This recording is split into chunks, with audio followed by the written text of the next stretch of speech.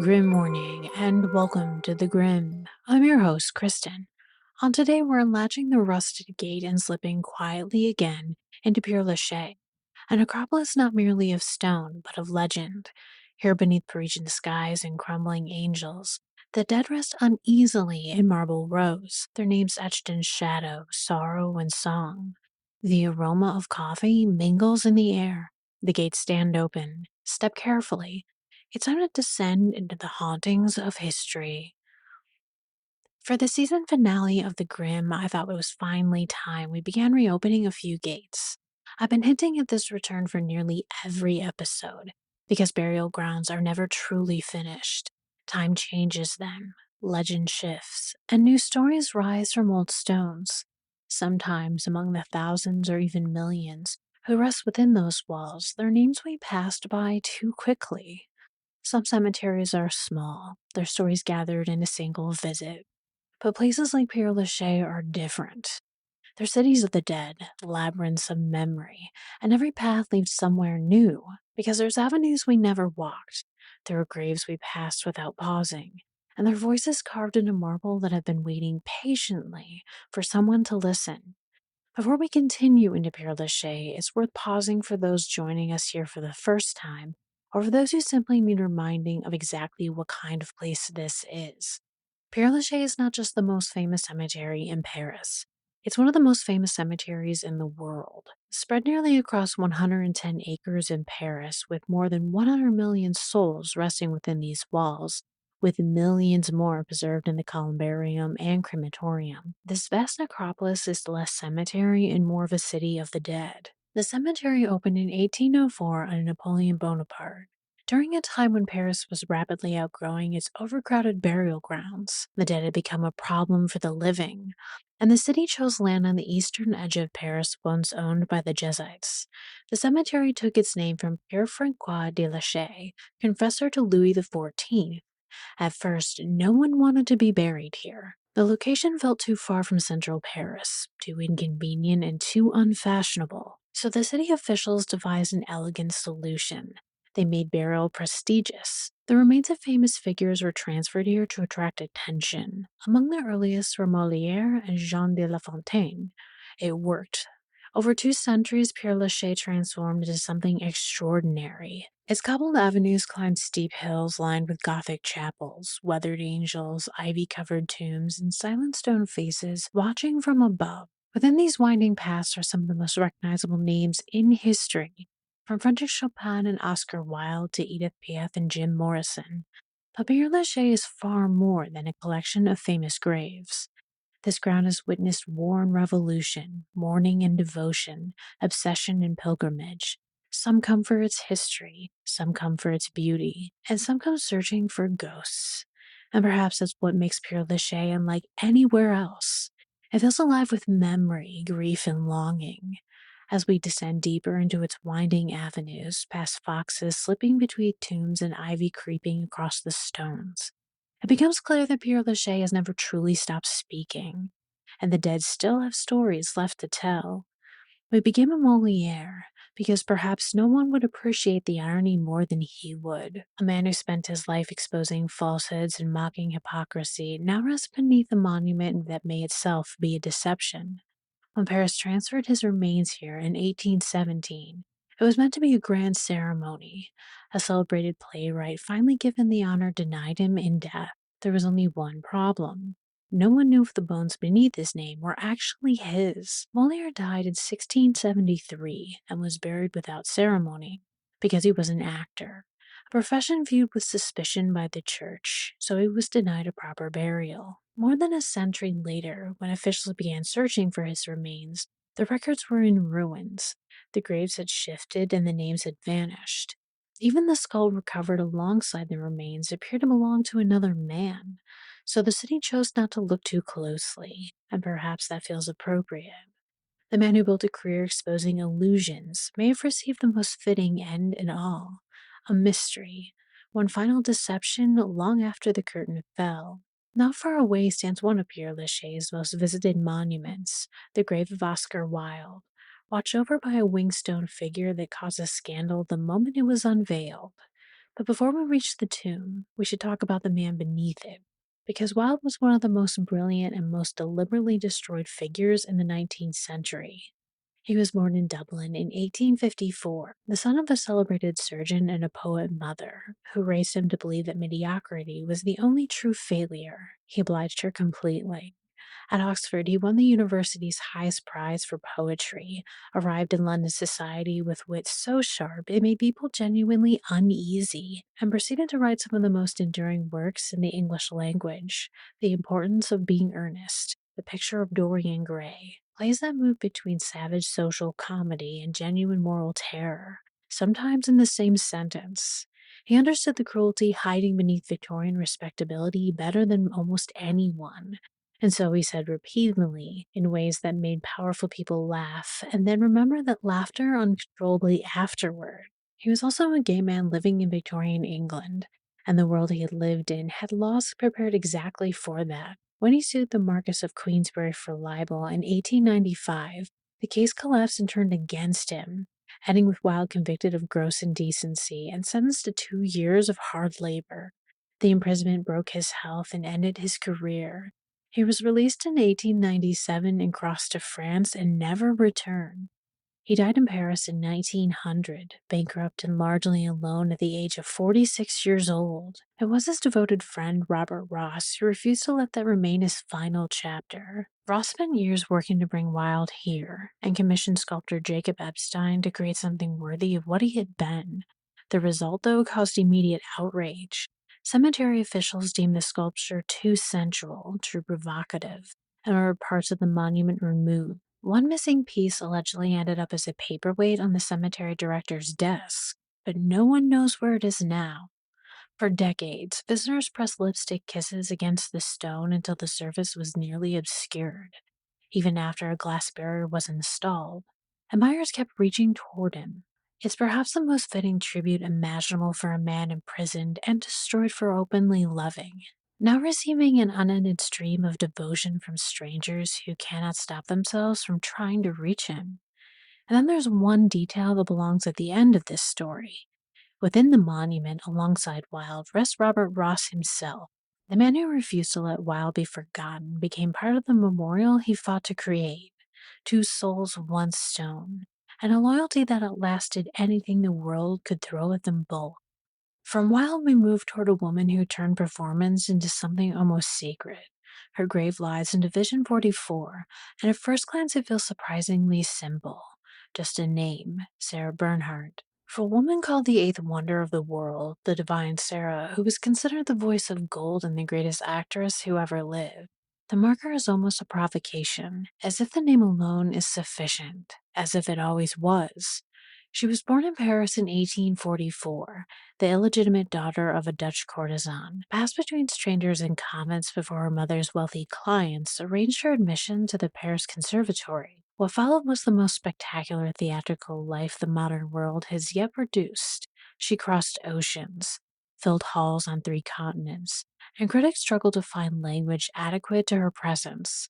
Victor Hugo, after hearing her voice, declared he had heard the voice of God. Sarah naturally didn't disagree, but the details of her private life were as charged as anything she played on stage. For years, Bernhardt slept in a rose satin-lined coffin kept in her bedroom. She said she needed to understand death in order to portray it convincingly. She received journalists in it as well. She was photographed reclining within it with the serenity of a woman who had long since made her peace with the worst thing. She kept at various points a pet alligator, a young lion, and a boa constrictor that occupied her Paris home alongside an equally rotating cast of lovers drawn from the heights of European society. And she didn't see why any of this required explaining. When her right leg was amputated in 1915, an American promoter offered her $100,000 to exhibit the severed limb. She declined. She then returned to the stage. She performed with a prosthetic, driven by a will that her body couldn't override, until it finally could. She died in Paris in 1923 at the age of 78, surrounded by her son and her students, the last audience she would ever have. And in the end, the woman who had spent 40 years rehearsing for death in rosewood and silk received a completely ordinary grave. which somehow feels like the final performance. A last trick from a woman who spent her life proving that the simplest gesture, held long enough, becomes unforgettable. From performance, we move now to music, and toward a grave that holds a body but not a heart. Frédéric Chopin. He was born in Poland in 1810, and exile became the defining wound of everything he ever created. He left Warsaw in 1830, just weeks before the November uprising against Russian rule collapsed into failure and blood. The news reached him abroad. He would never go back. Paris, though, welcomed him with open arms. Society adored him. The salons of the French capital opened their doors in their admiration without reservation. None of it, though, quieted the ache. His polonaises were not dances, they were dispatches from a country he could no longer touch. His nocturnes were not compositions, they were confessions, written in the only language that couldn't hold what prose couldn't. All while his body was failing him in ways that mirrored the wound he carried within.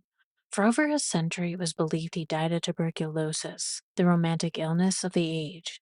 But modern examination of his preserved heart tells a different story. The evidence points to pericarditis, a slow progression of inflammation of the lining around the heart itself.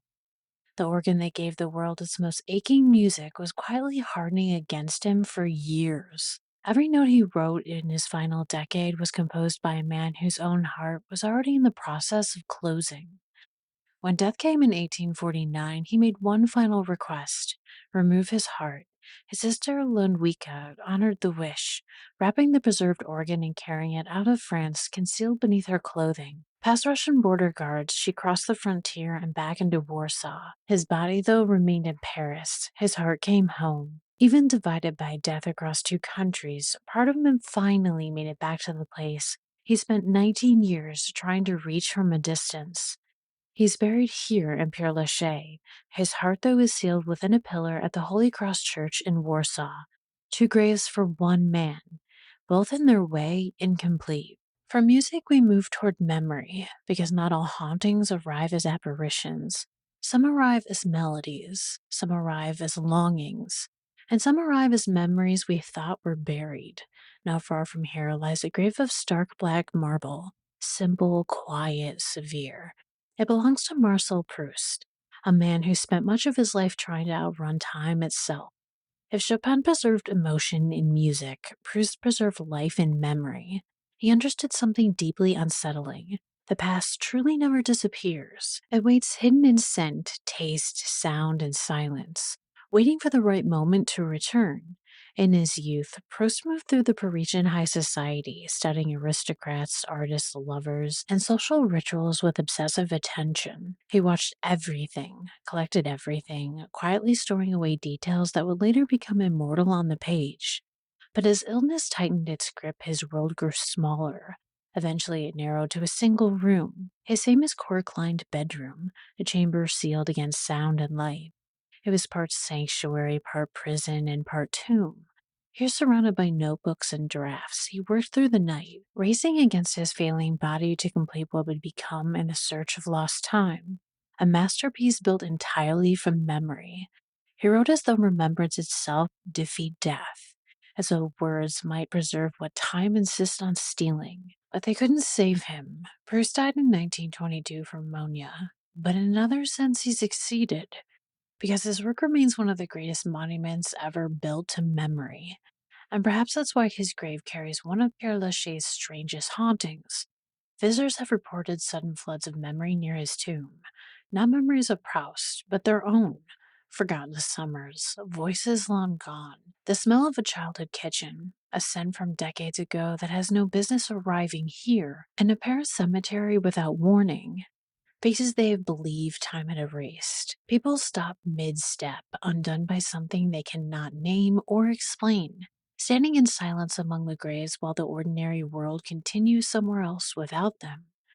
It is perhaps the most fitting haunting imaginable. The man who had spent his life insisting that nothing ever is truly lost, that the past is always present and only waiting for the right moment to return, appears to be even from the other side, proving his point.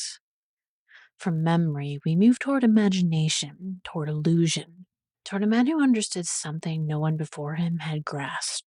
that a camera was not a machine for recording the world, it was a machine for inventing one.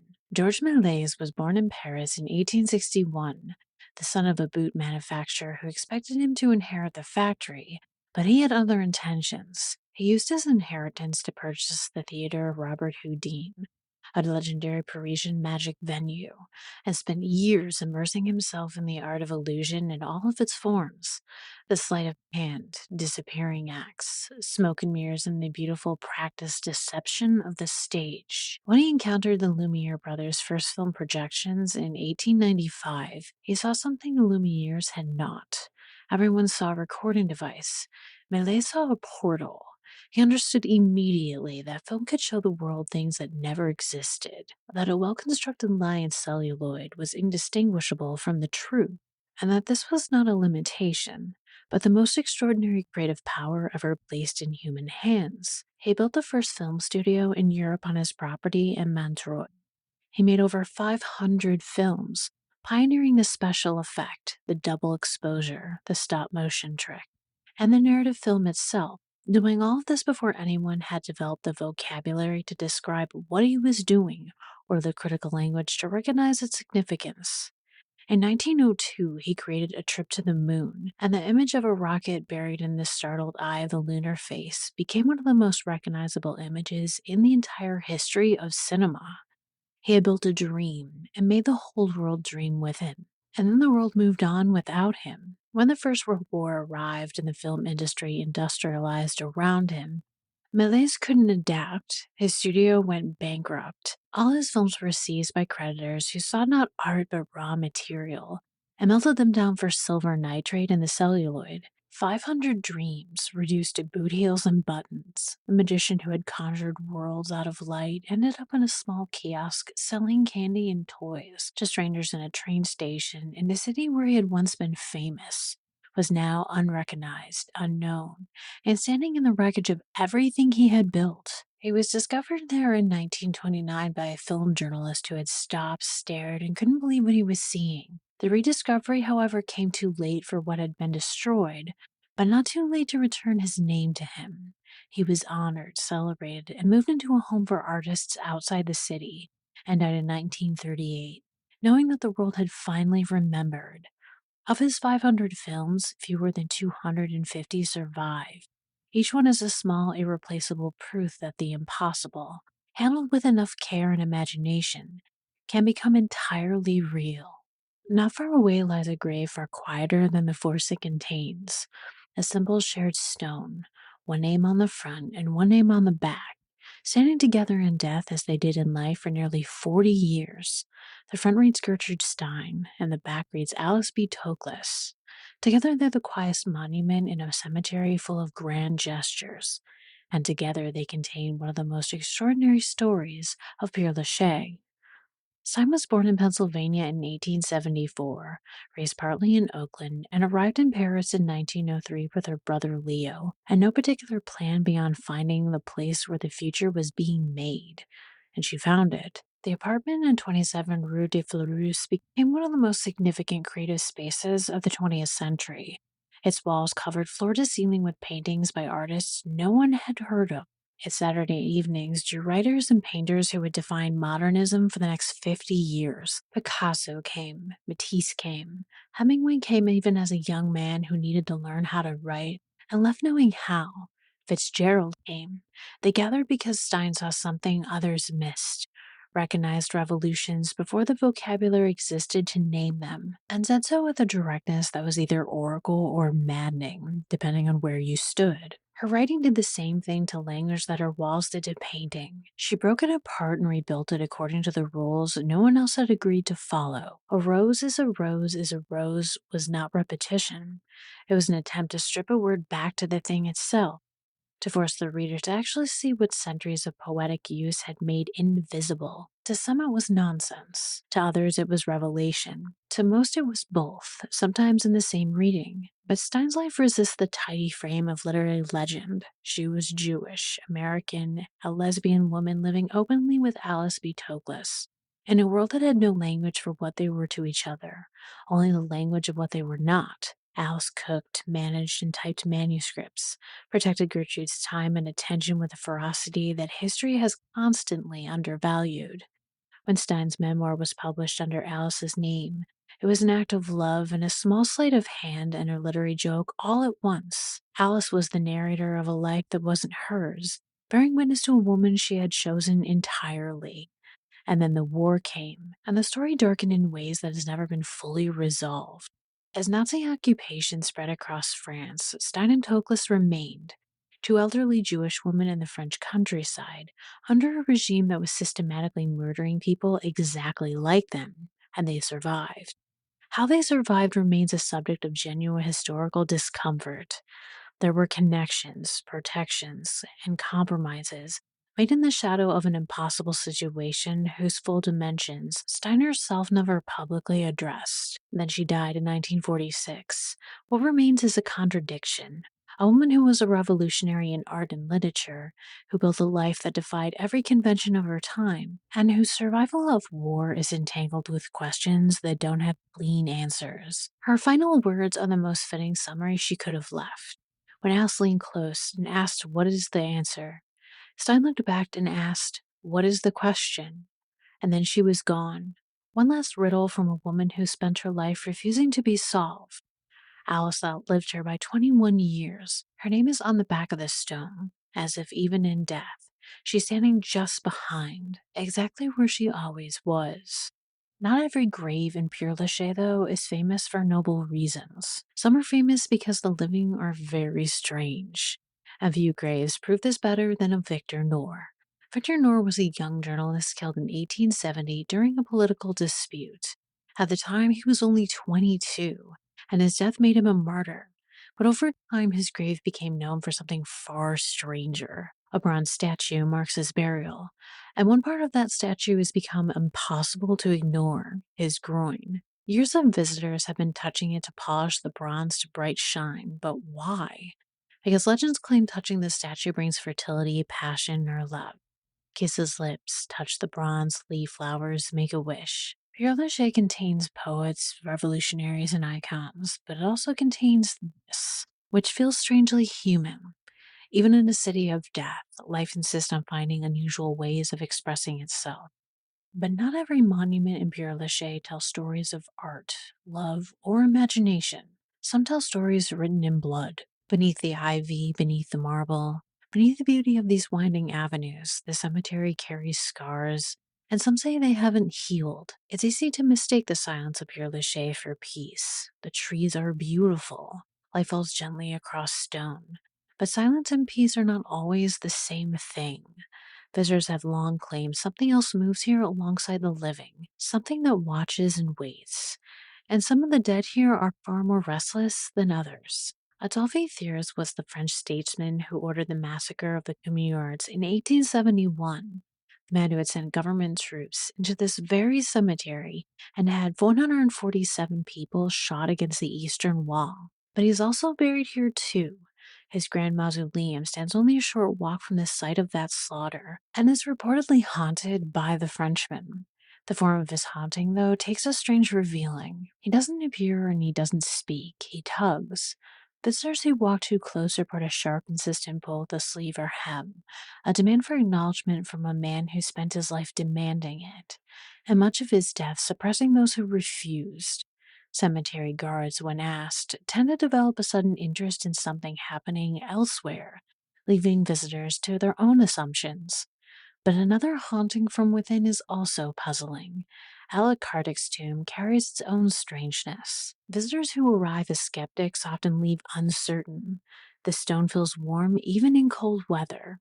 Those who press their hands against it have described a sensation like static, like a current passing between stone and skin, as if the man who spent his life codifying communication with the dead is still, from the other side, attempting to be heard.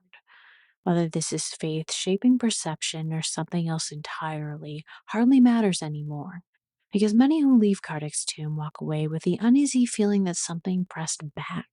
And then there's the mausoleum of Elizabeth Stroganov, one of the largest private tombs in the cemetery. She was a 19th century Russian noblewoman of immense wealth. who embedded in her will a challenge of extraordinary strangeness, a substantial inheritance to anyone willing to remain sealed inside her mausoleum for 365 days, 366 nights, alone beside her tomb. Many have tried, but none have lasted even a week. Each reported the same thing, the sensation of being watched, of warmth being drawn out of the room, of life itself being pulled from them by the sealed stone air. The challenge is now impossible to accept. Sleeping inside the mausoleum is prohibited. The cemetery administration notes with a certain resigned amusement that letters still arrive and the mausoleum still stands, silent, waiting, and perhaps that's the truth of Père Lachaise.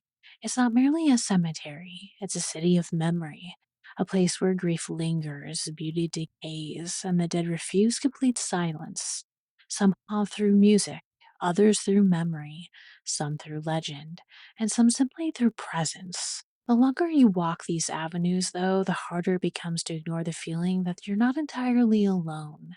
As the raw iron gates of Père Lachaise groaned shut behind us, the story slid back into stone, and the dead returned to their uneasy rest. Thank you for walking with me through season 2 of The Grim. If these haunted avenues have meant anything to you, leave us a review and tell us so. It's how the living find each other in the dark. The gate is sealed, the veil drawn, but death keeps no calendar. And so we shall return, as we always do, this fall for season 3 on The Grim.